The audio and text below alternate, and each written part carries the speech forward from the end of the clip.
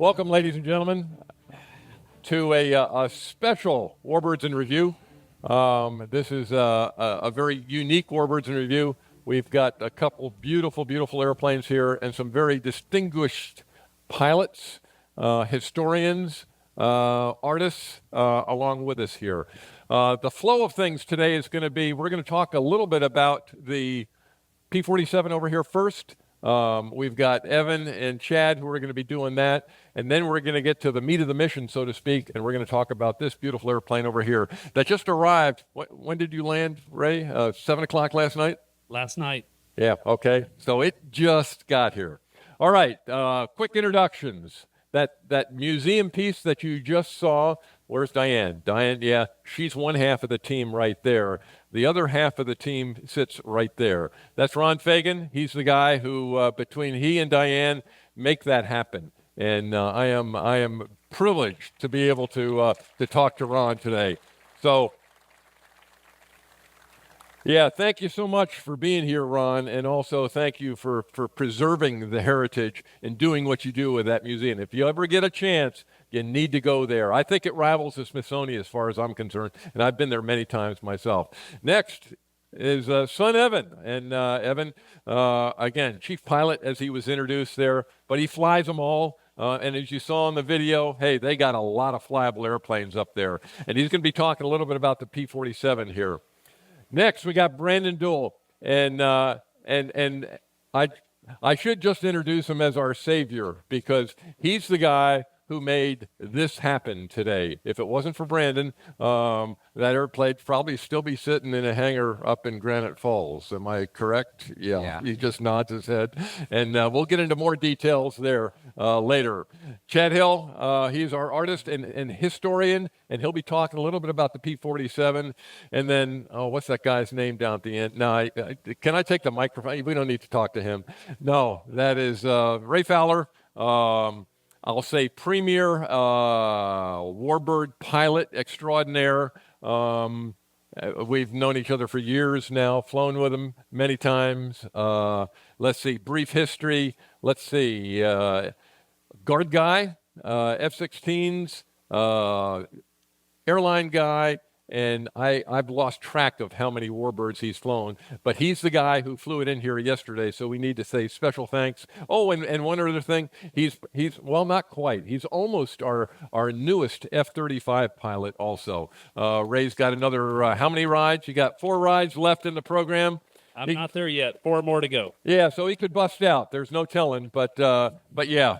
So he's about to be an F-35 pilot with the Montgomery Air National Guard down there, and he'll be talking a little bit about flying that thing in.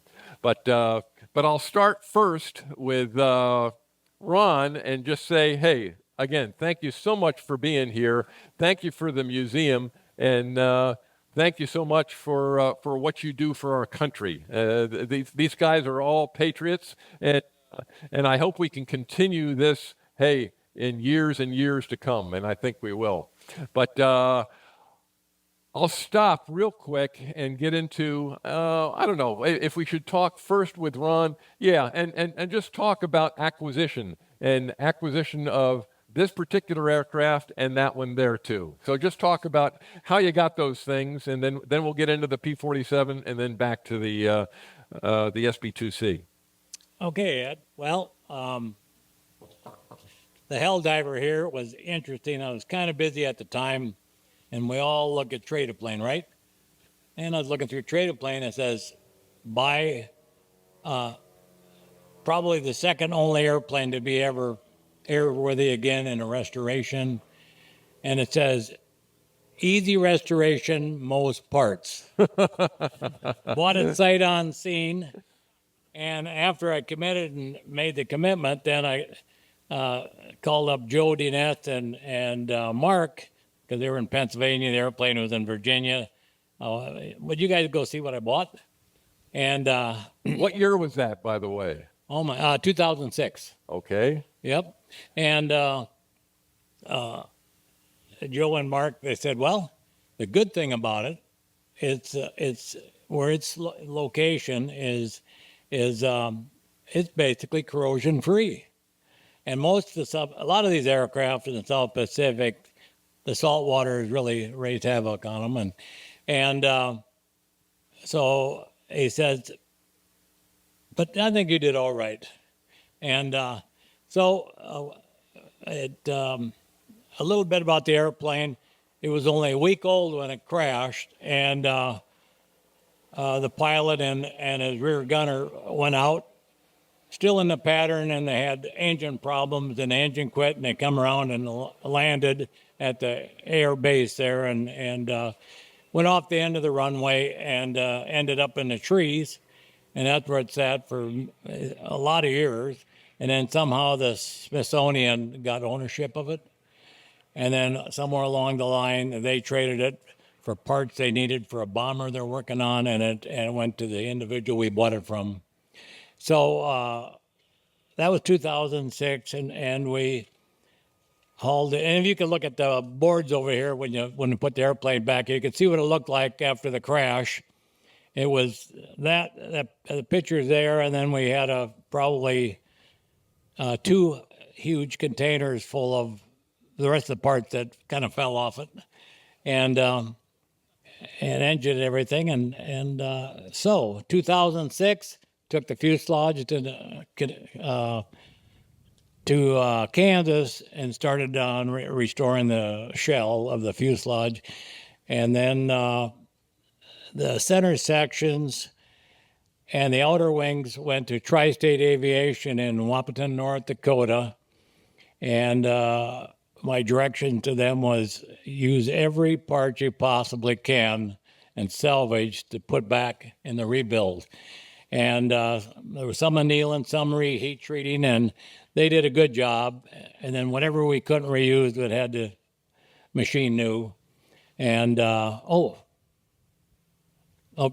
I'm telling too much. That's in the Brandon stuff. Yep. But anyway, Okay. okay. So anyway, that's how we got it. All right. Thank you. All right. And we'll get into now the P-47 and the expert. Well, like I said, we're going to be talking to Chad and Evan about that thing. So Chad, go ahead and talk about that. He's the guy who painted. You talk about some beautiful nose art, by the way. Take a look at that. That is absolutely gorgeous. And that's just a piece of his artwork. He's done many other warbirds, by the way.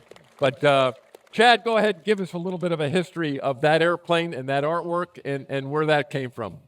So when the Fagens got the P-47, there was a picture posted on Facebook, and I immediately sent a text to Evan. I'm like, "Do you have something to ask me or to tell me?" He said, "Yeah," because they weren't happy with what the nose art was that was on it, and they were looking for something else.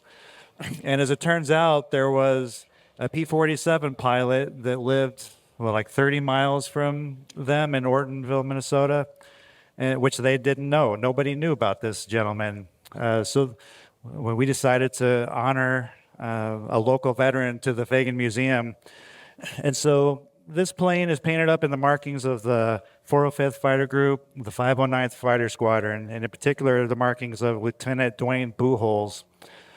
Dwayne joined the 405th in September of 44 and flew with them to May of 45, all throughout the rest of the war. He flew in the Battle of the Bulge.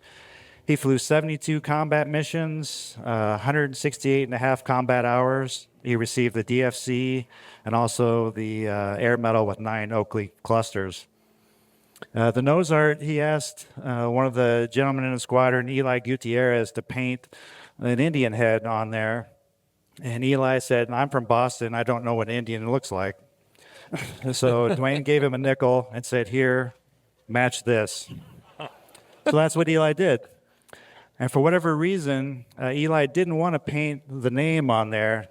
So Dwayne himself painted Chief Ski-U-Mah on the first aircraft that he had. Of course, this one is the second.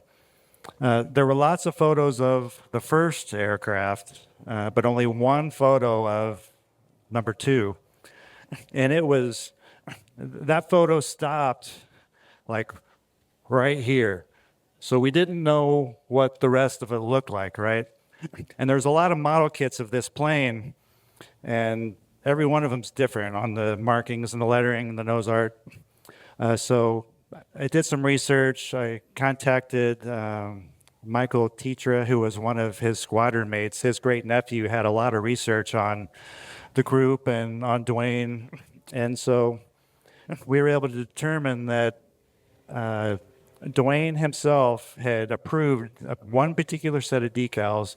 So that's the lettering style that we chose to use on the airplane. And if Dwayne approved it, that's good enough for me. All right, thank you. And let's get into Evan a little bit here. Oh, didn't want to lose that. And you got a lot of time in the airplane, don't you? You've flown it kind of all over the place. So you just came from an air show, in fact, didn't you? Just take down an air show just recently? Well, a few weeks ago, Ray and I went to St. Louis, but I think I got about 20 hours total so far, so not a ton. All right, talk a little bit about the air. You know, it's kind of an unsung hero of sorts. You know, the glory airplanes. You know, is that P-51 thing sitting over there. But you know, this thing was a workhorse. This thing did a little bit of everything. Hey, it was pretty good air to air. It dropped a lot of bombs. It was a surface attack airplane. What kind of armament? You know, you can take a look. Is that, you know, hey, four machines going on either side? Yeah, it's got 4 on each side, 8 M2 50 caliber Browning machine guns, and it had 3,400 rounds total. It could carry up to 2,500 pounds of bombs, and then up to 10 rockets. So it had a lot of firepower. And you know, they compare this to the A-10 now, as far as a good ground attack airplane. Flying it, you know, it's this airplane here. When you take off, it loves this. You know, it stays on the ground for a long time. And it climbs slow, but it's a nice flying airplane. They dive really fast. You know, it's got a R2800-59, which is, you know, 2800s in the Corsair and the Hellcat. And those 3 airplanes, they don't sound alike. You know, they all sound different.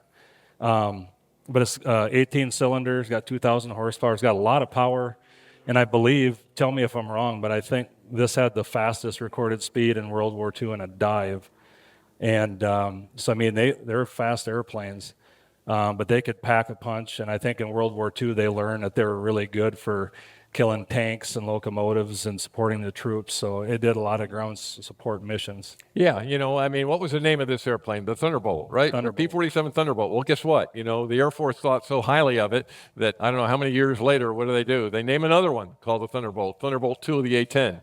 And basically the same kind of mission, primarily a ground attack, same thing, killing tanks and everything. Had a little different cannon in it, of course, but yeah. So great airplane, great reputation, and yeah, it was an airplane. You point at the ground, it's going to go, and a neat airplane, and it was so nice to have it decorated like this too, Chad. So thank you very much. And the 405th Bomb Group, or Fighter Group, you know, they're 9th Air Force. They didn't get all the glory that a lot of the 8th Air Force guys did. There were no aces in the 405th.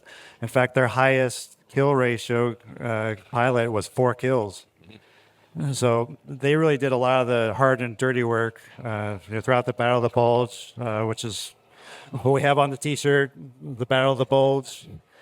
You know, because they really helped the infantry out and made life much easier for them. Yeah, and if you look at it, you know, everybody thinks that it's a big airplane. Well, guess what?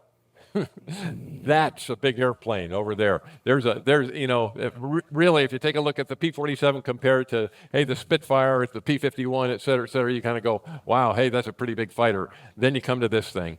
And so I'm going to get to this thing now and say, okay, we talked a little bit about the acquisition of it, but now let's talk a little bit about the restoration of it. And our expert is this guy sitting right here named Brandon. And as I've already said, if it wasn't for him, this airplane wouldn't be here today. So, Brandon. Add on that, too. You know, our crew at the shop, I mean, those guys, especially in the last couple months, have just been pounding out parts and putting in the hours. And without all those guys, and even Evan and Ron and Ray, it wouldn't be here. You know, it just, the guys were putting in way more hours than I could have ever imagined. And it's just really great to have it here. And it's because of all them. Yeah, it's a team. There's no question, you know, and a lot of long days, you know, and it culminated with, I wish I could show you the picture of Ray's test flight. I guess, was it yesterday? I guess there was one there of just round and round and round. And the airplane's got a total of how many hours on it right now? So total is right at 7 hours on the airplane, and we had to stay home station for the first 5 hours. So much of that is just staying over the field, and I'm like watching that slowly click off so we could start our track eastbound and have it sitting here on the plaza today. So it's just, like I said, a lot of miracles came together to get it here. Yep. Well, I thank you for bringing it here, but Brandon, come on, and we're gonna talk a little bit about the specifics. It's called an SB2C, and a quick story there. It didn't have a great reputation when it was first designed. It's a Curtiss airplane, you got Helldivers and Hellcats and rather Hellcats and Wildcats and Mustangs and all. My dad used to work on a variety of the Navy airplanes. He was an aviation machinist mate, still World War II veteran. He's still alive at 101. I asked him about this airplane. I said, "Had you ever worked on this before?" And he's thinking about it. He says, "Well, I worked on the Corsair, I worked on the Wildcat, I worked on the Hellcat." And I gave him the number. The number designation of this is the SB2C. And then as soon as I said that, he goes, "Oh, yeah, we called that the son of a bitch second class." 101 years old. That's what he comes up. And no kidding, if you look it up in Wikipedia now, hey, there it is. It says son of a bitch second class. So it didn't start out with a great reputation. But go ahead, let's go into the restoration process and some of the stuff that you had to put up with when it was first acquired. Okay, well, one of the biggest things with the Helldiver is that there's just one out there. There's not a lot of reference, and so we're doing a lot of stuff. There's one other one out there. This is the second one, by the way. Yeah. So a lot of stuff we're doing, we're relying on the prints or manuals or whatever we can acquire from the Smithsonian. And the problem was there's a lot of prints, but not all of them are real clear. So it's one of those things where you end up figuring stuff out as you go. And we have those prints too, but there's no assembly manual. So you don't want to trap yourself as you're building it. So it's just a slow process that you have to work through. And it took a lot of time. The airplane was designed, by the way, the Navy needed another dive bomber, basically. And they had, the TBM, that came a little bit before this, Dauntless, but they said, hey, we needed something better. So they designed this thing, and it's purely a Navy airplane. You can see it's got a tail hook back there. The wings do fold. We didn't fold them today because the dive brakes are out, right? Yep.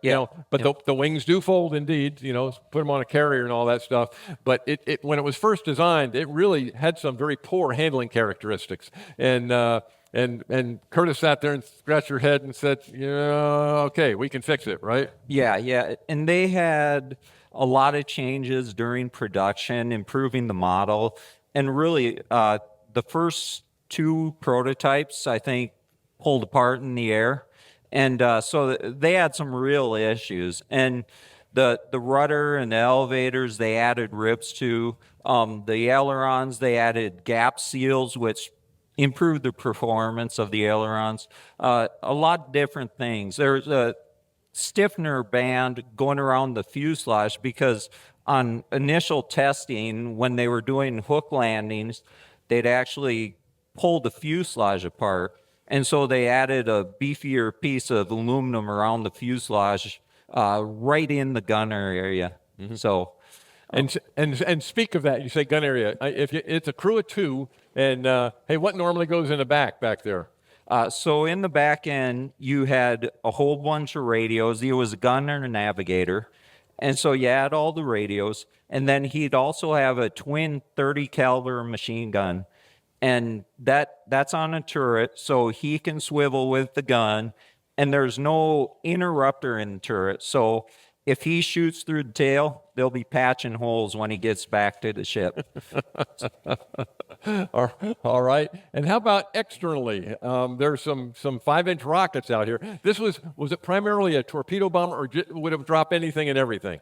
So the Helldiver, really, it was initially a dive bomber. Okay. And then, like any military aircraft, they just throw stuff on it and see if it works.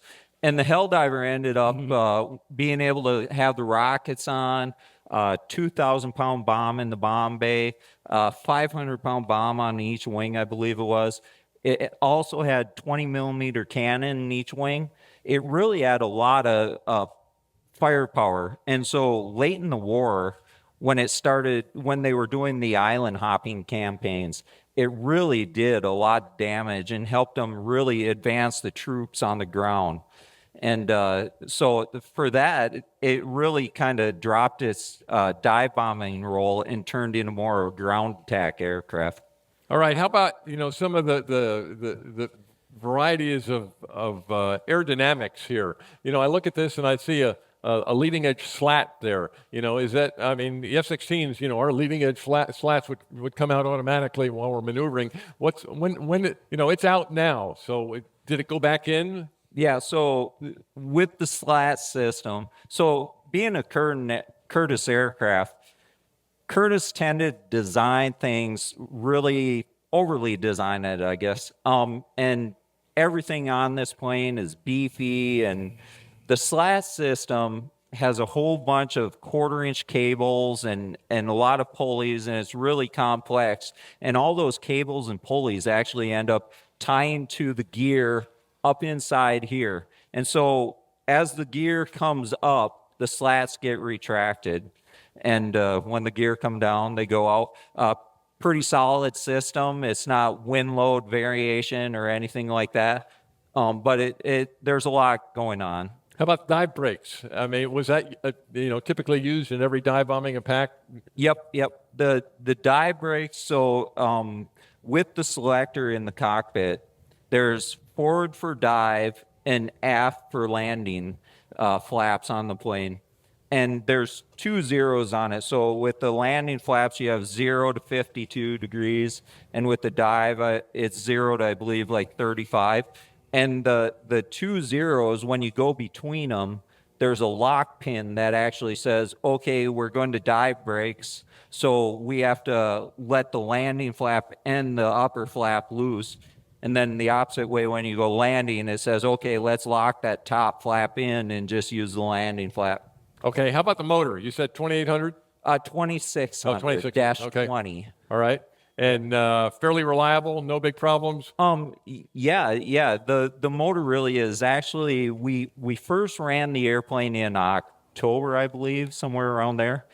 And when we started test flying this past week, we decided to start prepping it for test flights. So we pulled the plugs in cylinders because these planes will get oils drained down into the lower cylinders.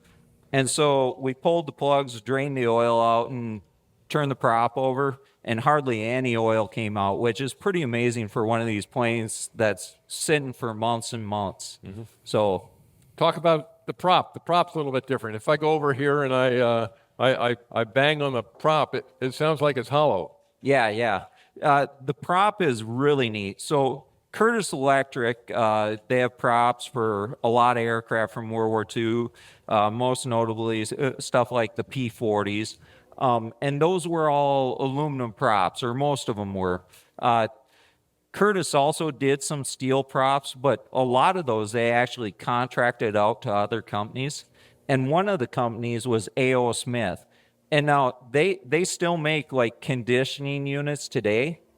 But during the war, they made these steel props. And they actually had their own airfoil shapes. And so jets come by.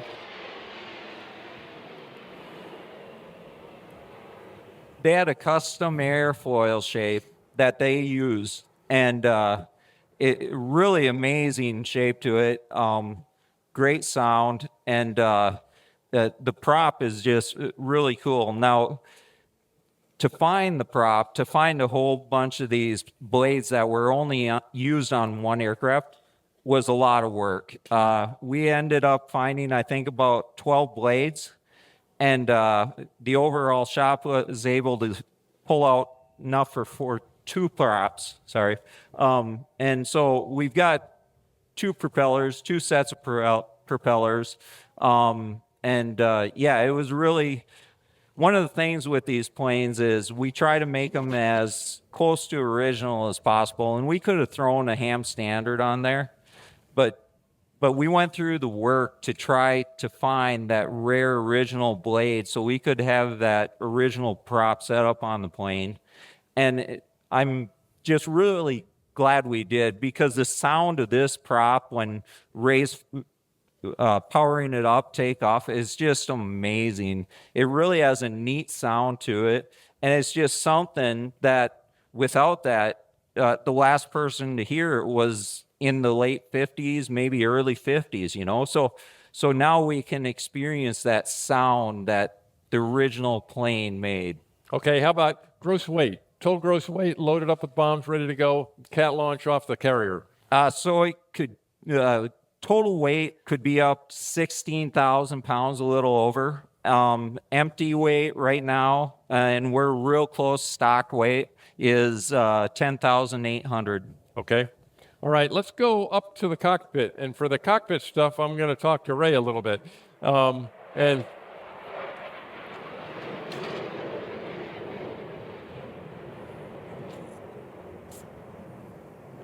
And yeah, Ray, I'm going to first ask, hey, this airplane hadn't flown in I don't know how many years. Just to get authorization to get it to fly. I heard I heard you got a lot of cooperation, but there's a lot in that process. Is that right? There absolutely is. And first off, I just have to thank Ron and Diane and Evan for just even considering me to be the person to come up and fly this airplane. So what an honor to be involved. And, I've got to do a few of these, and it's always amazing to come in really at the last hour, particularly after what an ambitious restoration, to show up and see it all come together and basically get to take some small part in flying the airplane and to go fly it. Of course, it probably doesn't help Brandon and, like he said, an incredibly talented team up there working on the airplane. And it doesn't help when I show up and I put a little oil on my hands and I come up and I say, "What is this?" and does it come off? And they're like, "Just go away." So and truly, we were joking. It was, if you saw Indiana Jones, whenever the kids were getting whipped in the mines, I think it was.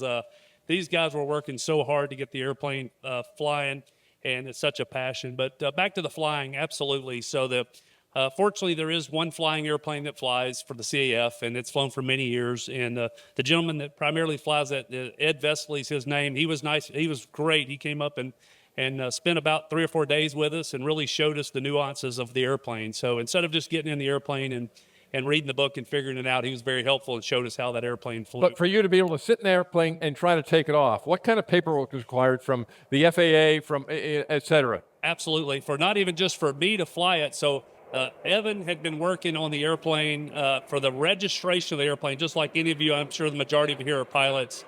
So the airplane has to be registered. The airplane obviously has to be licensed and registered from the FAA. So before you can even get that license to even begin to get checked out in the airplane, a lot of moving parts in that. And obviously the FAA came together with the registration branch. This is within, 2 weeks ago that this kind of started. So for everything to come together and it be here, that led us to the next, having it certified with an airworthiness certificate. A gentleman, Al Kimball, came up, and he was the one that sat there and stared at these guys and came up with everything he had to see to make it be, before I could ever climb in it, to give it an airworthiness certificate. And then he wanted to see it taxi left, he wanted to see it start, wanted to see it taxi right, had it up on jacks. We had to do several things to license the airplane. So now we're getting closer. We have a piece of paper that says it can fly. So Ed was nice enough. He did the first flight, and then I was able to fly the rest of the time. But my local FSDO had to issue a letter of authorization to fly the airplane. And again, the airplane itself is very simplistic. But again, like you're saying, this airplane with this configuration has not flown since the late 40s, early 50s. So again, hats off to how well it flew. I mean, we've had so few issues with it. And then after I got some of the time off, then we had to fly in, actually not once, but twice, fly an examiner. Bill Clark had to come from Detroit to come over and watch me fly the airplane. And so literally my license, I think the signature on my license is still wet. That proves that I'm a Helldiver pilot. And then as soon as we finished that, we put some gas in it and we started it. And here it is. Landed last night. I'm guessing 6:30, 7 o'clock last night. So it's quite a journey. In that checkout process, I mean, you go up and you do a roll. Do you do a loop? Do basic handling? Do you stall it? Do you spin it? How basic or how complex is that? So this is incredible. So you look at this airplane, how big it is, and again, it flies about the way it looks. She's a big girl. So, but if you look at the operations limitations in the flight manual, there are very few restrictions on this airplane to include snap rolls, inverted spins, stuff that we're not going to do in current day. But I can imagine the 19-year-old getting into an SB2C and going out there and doing inverted spins in this airplane. But we've done all the so just for weight and balance, and we had so few hours on it. I did do some rolls in the airplane, and it does. It's funny you talk about the ailerons being beefed up to be better. They're just marginally better. So it rolls very slow, but it does roll. So everything we do in the airplane, we will do with probably the exception of any of the inverted spins. But we'll do that so the airplane can do just like, and it will fly and do everything it can do. And when it did as an operational airplane, but yeah, it again, unbelievable airplane. I've already told people it's like a big giant Cub with that just doesn't quite perform as well as a Cub. And before you took off, and how much time did you have in one of these? So right now total about 6.5 hours. So okay. But before you jumped in it, you'd never zero. flown one of these things, right? Zero. And, people look at that like that's a big deal. Fortunately, having the background to fly in very similar airplanes, I think for the majority, probably any of the other warbird pilots could probably get in this airplane with a little bit of instruction. And that's what they did in World War II. And of course, ignorance has got me through a lot of flying, which is great. But when you're 19 and you're fearless, I think that's the way it worked. You walked up and you saw an airplane you'd never flown, and they're like, oh, well, let us show you how to fly it, and let me show you how to start it. So I love the stories of, when we could get the stories from guys that would go up and a new airplane would come and land, and they would get in and go fly the airplane and come back, and then they would, give their assessment, more of an assessment of how it would be in combat than it would be just as a flyer that we do today. So again, and I can only tell you last night, once I launched for Oshkosh and I had a tailwind, and this, for a big airplane, 170 knots, indicated, and really about 190 true across the ground. It was going pretty good. I think it just wanted to get to Oshkosh, but I was cloud chasing coming in here, and everything just came together. And again, everything had to line up on this to be here. And I think probably a lot of people even sitting here was probably thinking even yesterday that it's probably 50-50 it's going to be sitting here. And so when I touched it down and I knew we were here, it was a great feeling. And again, I really appreciate the Fagens choosing me to fly. There's a lot of other people that probably were in line trying to fly this airplane, so thank you. How's it land compared to all the other fighters that you've flown? Pretty easy. I hate to say this, but I haven't made a bad landing in it yet. Well done. If you look at the airplane, and that's not a.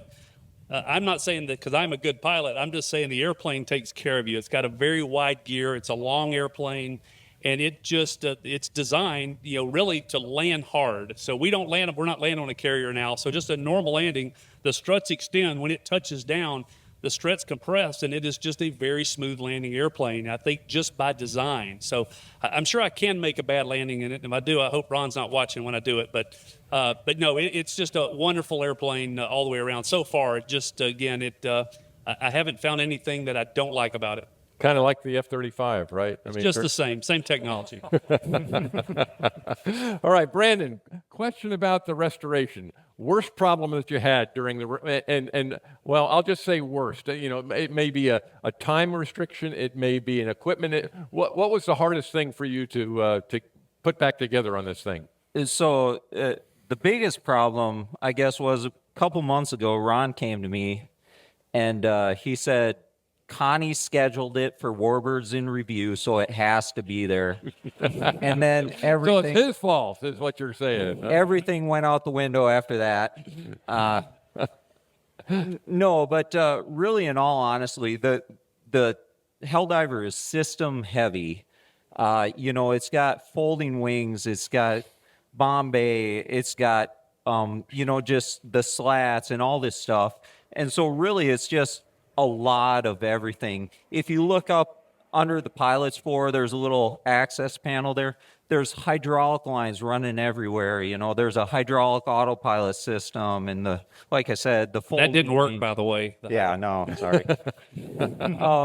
But yeah, so it's just the fact that there's so much there with the plane, you know, and there's so many things you have to try to cover during the restoration. And you know, the guys, like Ray said, to finish a restoration this big and start test flying, and I was nervous. Like, I had done what I could, and the shop guys had done what they could, but we don't know what's going to happen during test flying. And a lot of times, even with a simple plane, you run into issues and you keep rolling through them, and it can end up a month later and you're still working through issues.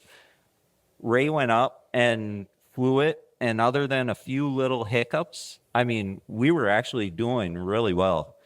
And so just the combination of all that little stuff, you know, we're trying to cover everything in the plane, and then, you know, waiting to see what happens when it test flies. You know, it's just a lot of stuff all over the place with this plane. And then the other thing was like the prop stuff, you know, finding that super rare stuff, you know, and just trying to figure out around ways. The brakes on this thing, originally they had a expander tube brake system, and we couldn't find the parts for it, but we didn't want to stray from too authentic. So we actually designed out a new brake body that actually looked like the original expander tube, and converted it to a disc brake system that'd be used on something like a TBM or a Corsair.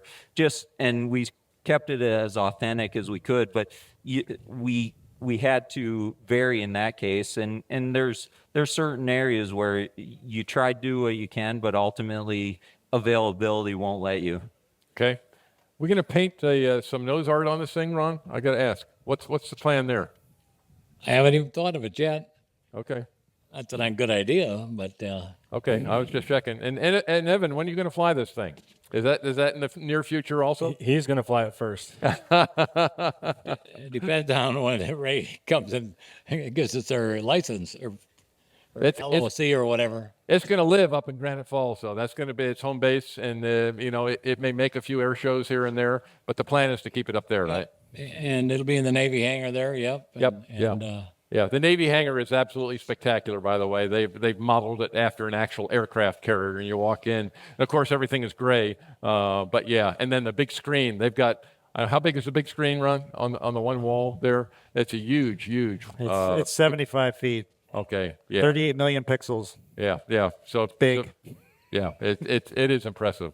So, all right, we've got about 8 minutes left. So I'm going to open it up, unless you guys, what have I missed? Do we have anything of great significance that we need to talk about? I'll mention something. You know, if you look up in the bomb bay, and you guys can go over here, anybody can go up there and look in the bomb bay, you won't believe how complicated it is, how many hydraulic lines and electrical. And this thing is about 75% more complicated than the bomb bay of a B-1 bomber. Yep, I flew the Too many engineers worked on it. And I got to say that's probably correct, but it's also a lot cleaner than the Bombay and a B-1 bomber. You can't believe. Take a look when you're done. Come take a look at the workmanship, the attention to detail that this airplane's got, and it is absolutely spectacular. All the safety wires, I mean everything. To me, it's an award winner. There's no question in my mind. And yeah, it is an absolutely gorgeous airplane. So yeah, I'm going to stop now. Like I said, we got about 7 minutes now. So let's open it up to questions. And I'm sure we're going to have some questions on this airplane. One easy question. The ordnance under the wing looks great. Where do you get those? Is there Rockets R Us or something? Yeah, so there's actually a company out there, Bombs Away, and they do replica bombs and rockets and various other items. You can call them up if you want a rocket for your man cave or a bomb for your kitchen. You know, call them up and order it. Okay. Melissa, we need one of those, a bomb for the kitchen. All right, sir, go ahead. What size engine is, what manufacturer, what size engine, and will either of these planes be flying between now and Saturday during the show? So the engine on the Helldiver is 2600. Question? Yep. Yep. And that 2800 Pratt and Whitney. Yep. Flying in the show. Flying, I don't think neither of them are going to be flying in the show. So no, they are not. They're not scheduled to fly in the show. We may do it. We're gonna when we leave out of here, we're probably gonna do a photo shoot for EAA with the airplanes on the way out. But right now, we didn't really plan on this airplane. Was may or may not have got here, so we didn't make it. You hate to put it on the poster and then not show up with the airplane. So yeah, we hope you see it. Hope to fly when we go out. Hand over here. Yeah. Saying you. Yep. All right, next. There's one right there. So you mentioned that the one on the right here was slow to climb. I was just curious, how slow is slow? What kind of sustained climb do you have on a cruise climb? Well, it's just slower like than the Mustang or the Corsair, the only planes I've flown with. I mean, it's a great performing airplane. It's just compared to a Mustang or a Corsair, they got to give you a few inches. So, I'd have to ask Ray to slow her down a bit. We're climbing, what are we climbing at about It's still pretty impressive. Yeah. But when you look at it in the lens to some of the other airplanes like a P-51, and then if you're in a Bearcat or something like that, you would say a P-51 is not a very good climbing airplane. So it just depends what you're flying with.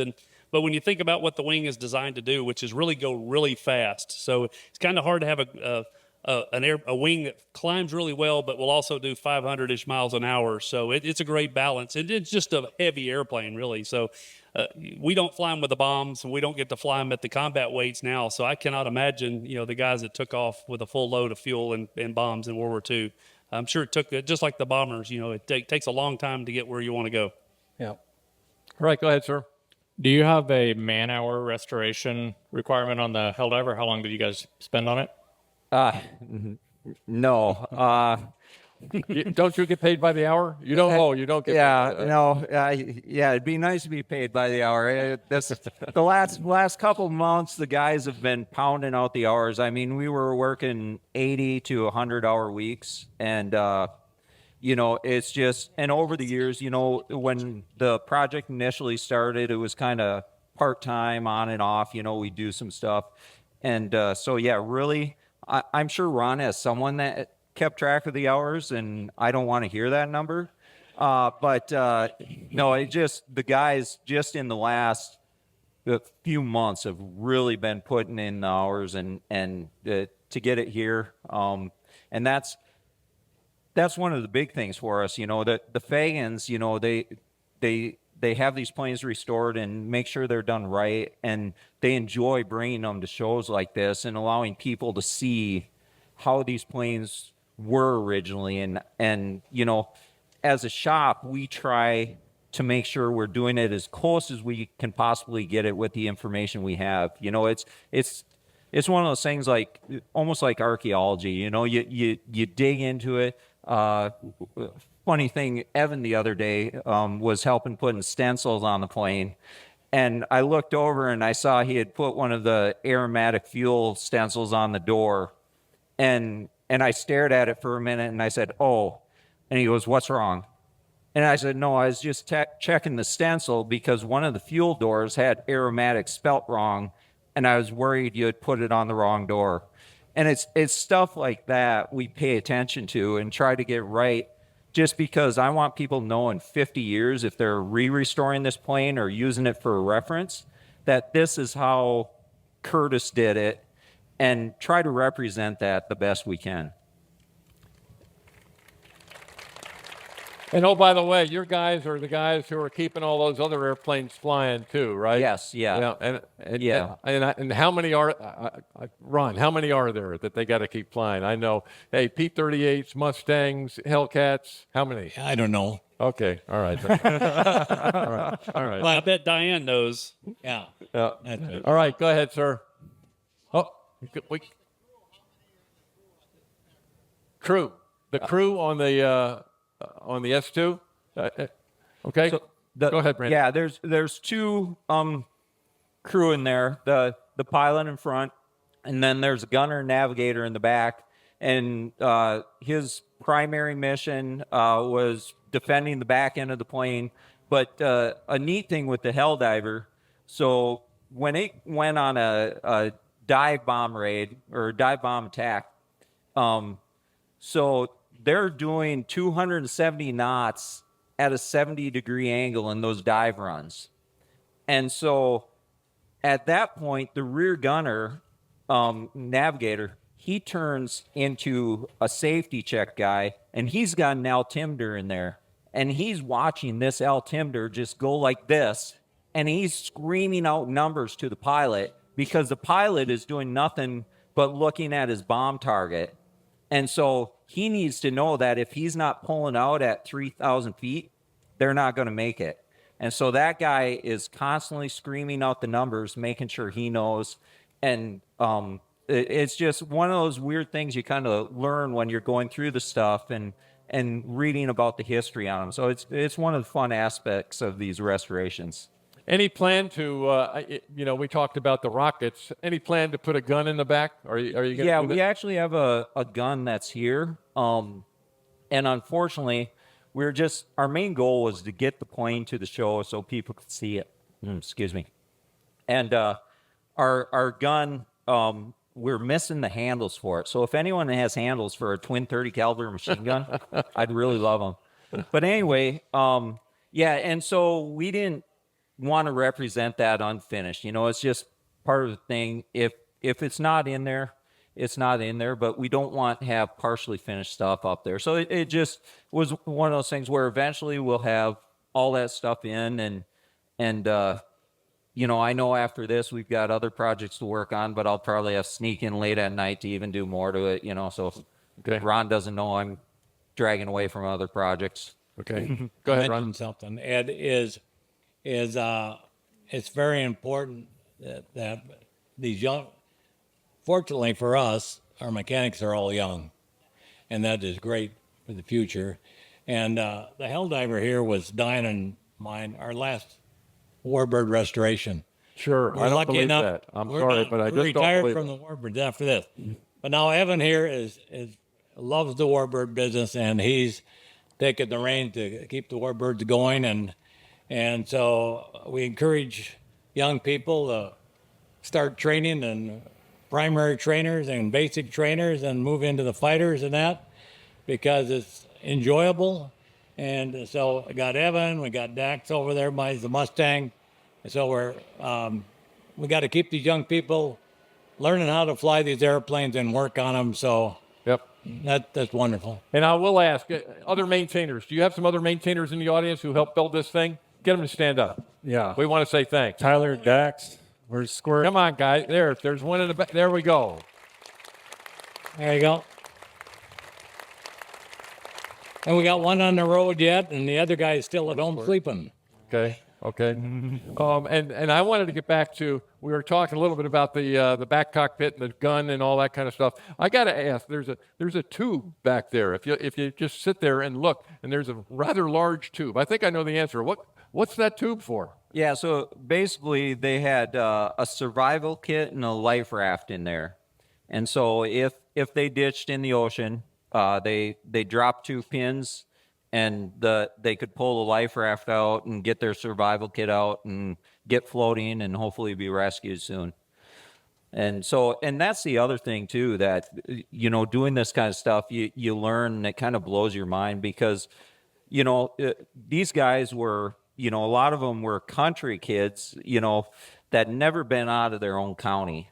And all of a sudden they're going to flight training, and then they're shipped overseas to a strange place, or they're on a ship. And these guys went out on missions over the ocean with no reference at all, middle of the ocean, they're just navigating, and to take a young kid and the changes that were going on for those guys back then to do that is just something that amazes me so much, and I just can't even fathom. There was a story, I can't remember where I read it, about I think it was the Battle of Philippine Sea, where they launched these things at max range, and then they lost they lost like over. You familiar with the story? I've read it. It's been a few years, but I remember. Yeah, and taking off, they knew that They probably weren't going to make it back. Yeah, it was one of those things where, yeah, and it was their job and they just did it. How about after World War II? Yeah, they parked a lot of these things, but did they continue at all beyond that? Did they go Korea or anything like that? Honestly, not as far as I know. They were relegated to training for a while, and then got slowly surpassed by other planes. So most of them were, being used for training into maybe the early 50s, and then they slowly were scrapping them out or putting them into museums like Smithsonian and stuff like that. Okay, all right. Any other questions out there? Let's see. Oh, there's one right there. Yeah, on the 47, is the turbo operational, and if so, how much of flying the airplane is just managing the turbo? Well, this one still works, but the wastegates are wired open. So basically, when you're taxiing around and stuff, you can hear the turbo. And when we get to where we're going, we got to check the turbo oil. And, we don't use it to go high altitudes or anything like that. So, but this one does have a functional turbo.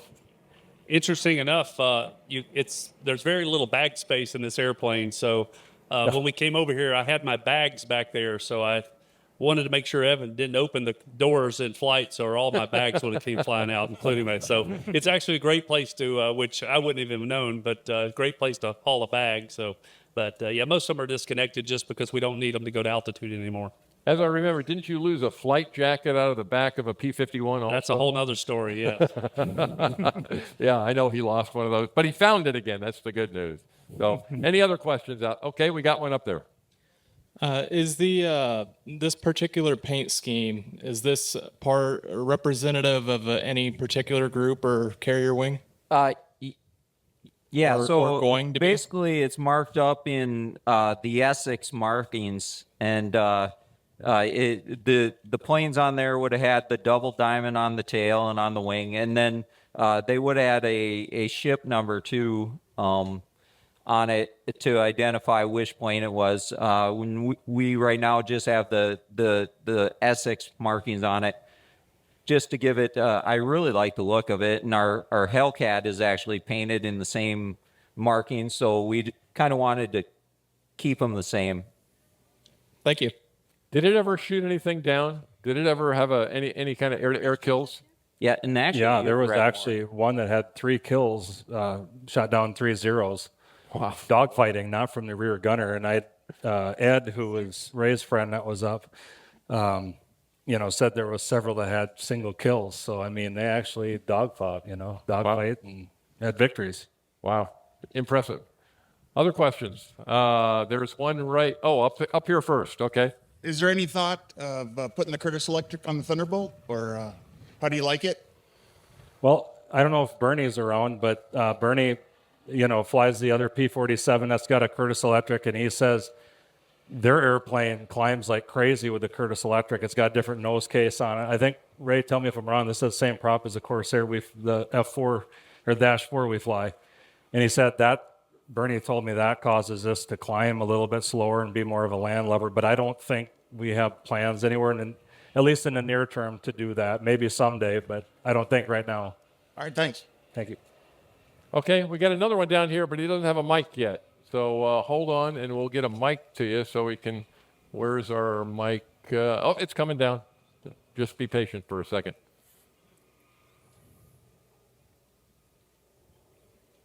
Yeah, right there in between.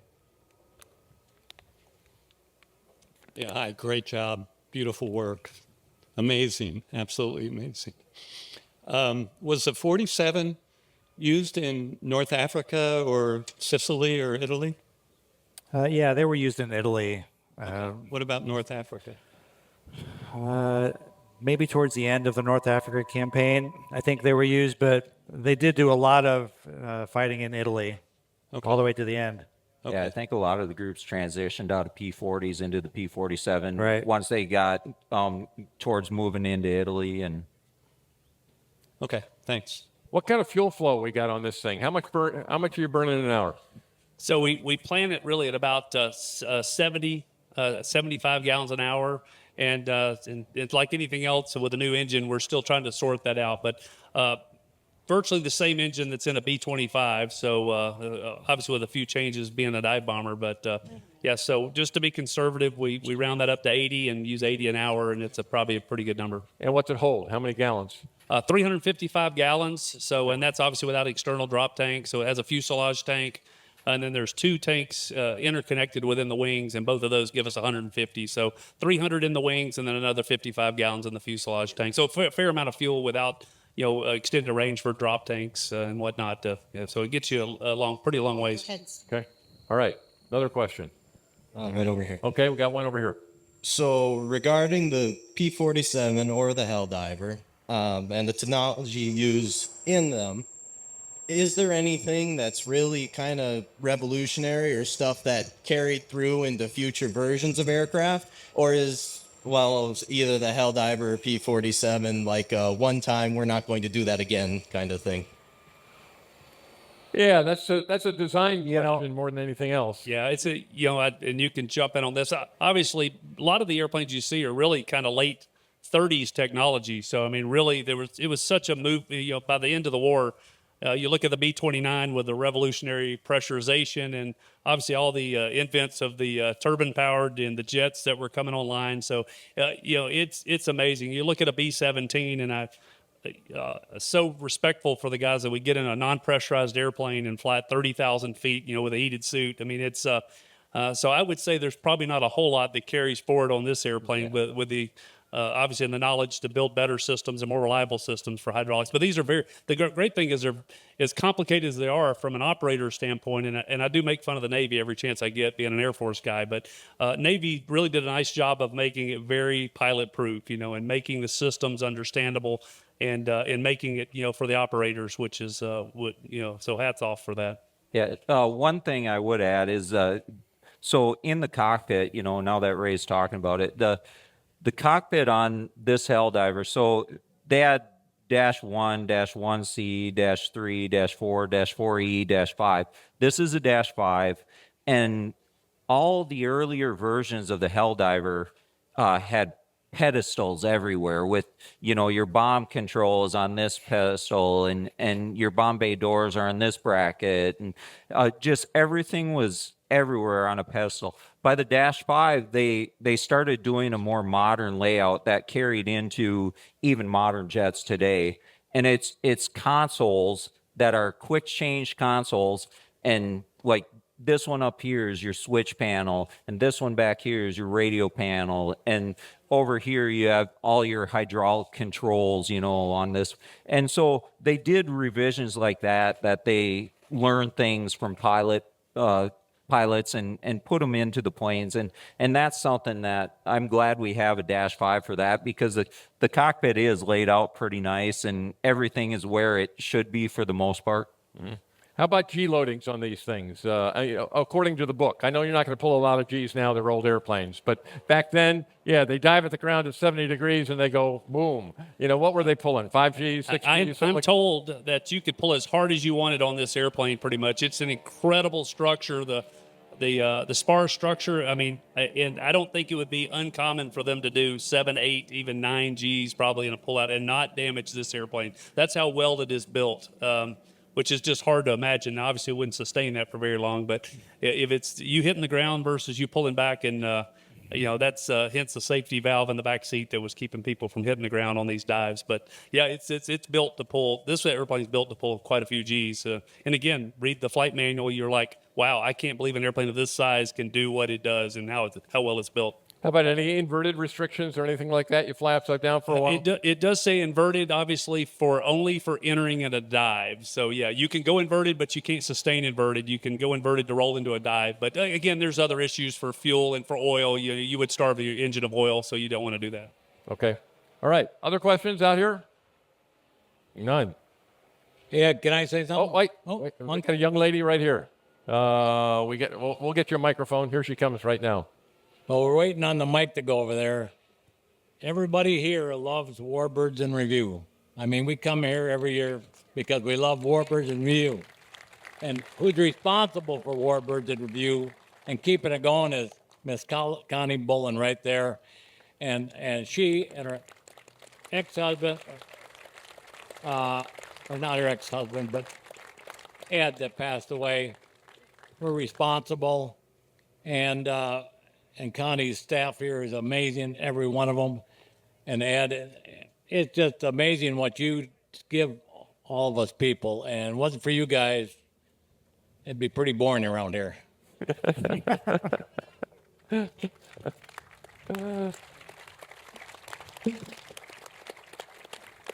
One more right there, and I think we're going to wrap it up after that.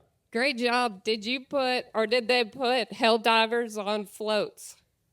Actually, so there was a Dash 2 Helldiver prototype that they had a huge set of Edo floats for, and that project, they must have originally ordered like 1,000 of those or something, and then got the first 2 built and decided that it wasn't needed. But there are still floats floating around for that Helldiver.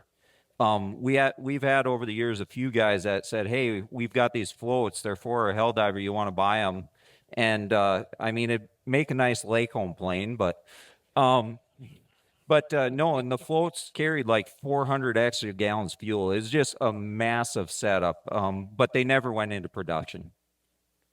Okay, I think I'm going to wrap it up then. Thank you. And I got to say, thanks. Yeah, thanks to all these guys.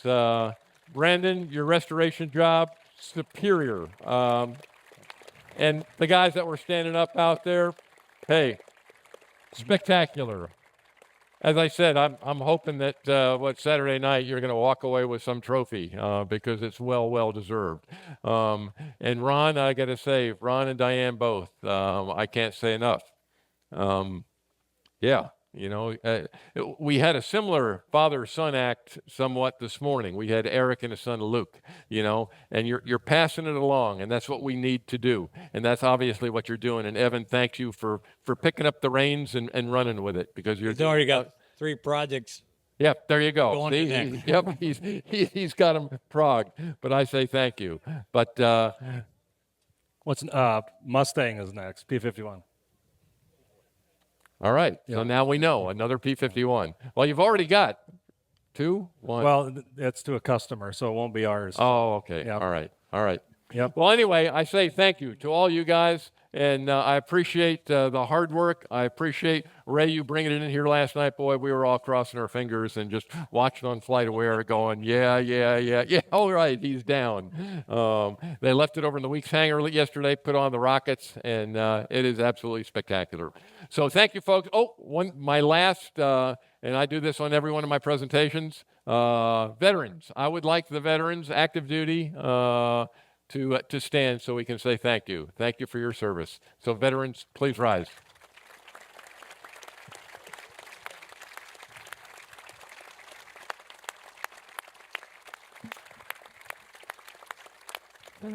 All right, folks, these guys are going to be down here for a little while, so if you've got some questions, and take a look at both these airplanes. But, yeah, this one in particular, it just finished. They're spectacular. So thanks. Tomorrow morning, we've got another show that starts at 10 o'clock.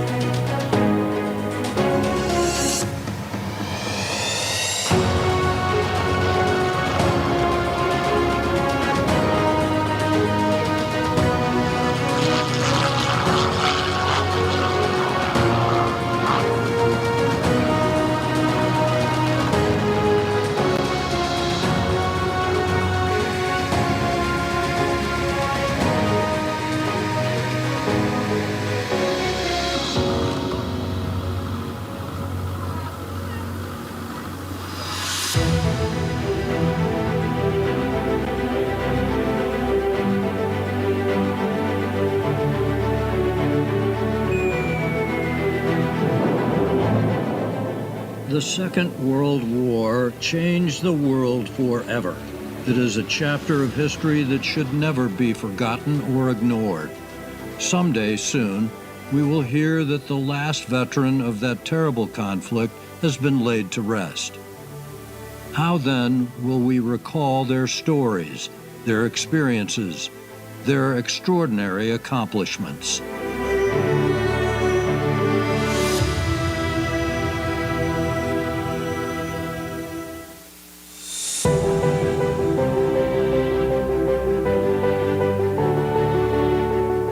Just outside Granite Falls, Minnesota, is a unique museum. More than a museum, it is a memorial, a testament, and a place for learning and understanding.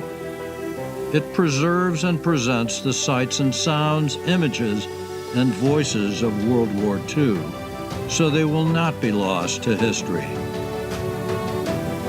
World War II was a worldwide conflict, and unfortunately it's not being taught in our schools anymore. But history always has a tendency to repeat itself, so we got to educate the younger generations about World War II. So learn these experiences from the past so you can apply them in the future to help guide this country in the right direction.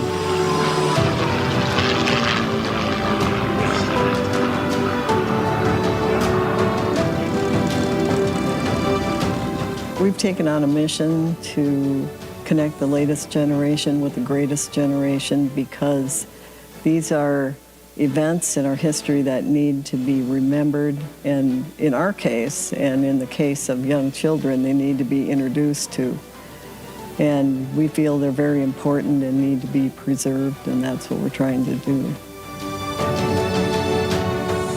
While the museum houses an extensive collection of World War II aircraft, it also includes military machinery, a Sherman tank, an ambulance, a deuce-and-a-half truck, and others, along with countless artifacts, weapons, tools, and personal items from the war, all carefully restored. Every plane and every vehicle in the museum is restored to working condition. Each one could be rolled out of the hangars, fired up, and flown or driven away. In the museum's D-Day exhibit, a dozen life-size bronze soldiers charged down the ramp of a landing craft onto sand brought from the actual Utah invasion beach in France. Among them is the figure of Ron Fagen's father, Ray, who went ashore on Utah Beach with the 4th Infantry Division on D-Day. The museum is housed in 4 large hangars. Like World War II aviators, visitors begin their journey in the training hangar and move on to the fighter hangar and bomber hangar.